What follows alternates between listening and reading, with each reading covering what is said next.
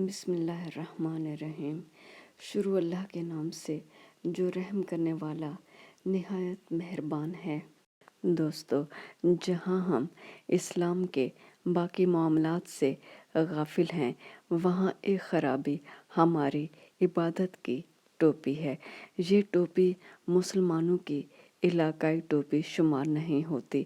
یہ ٹوپی دنیا کے کسی بھی ملک کی علاقائی ٹوپی نہیں ہے، بلکہ یہ اہل کتاب عیسائی اور یہودیوں کی عبادت کے لیے استعمال ہونے والی مذہبی ٹوپی ہے۔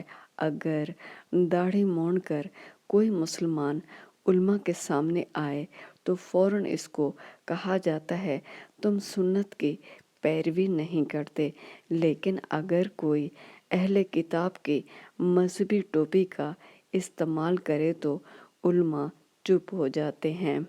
میں اور آپ بلکہ سب مسلمان اچھے سے جانتے ہیں، ہمارے نبی صلی اللہ علیہ وآلہ وسلم نے کبھی ٹوپی کا استعمال نہیں کیا، بلکہ عرب معاشرت کے مطابق پگڑی کا استعمال کیا۔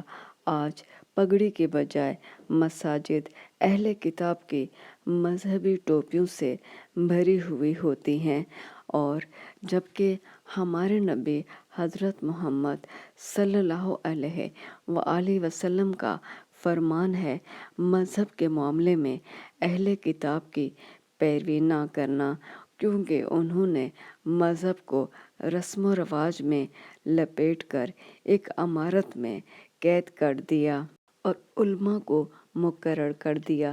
ان کے سوا مذہب تک عوام کو رسائی حاصل نہیں، جبکہ قرآن پاک تمام مسلمانوں، امیر غریب، کالے گورے، سب کے لیے یکساں ہدایت کی کتاب ہے۔ مذہب کے معاملے میں اسلام دنیا کا واحد مذہب ہے جس تک رسائی سب مسلمانوں کو یکساں ہے۔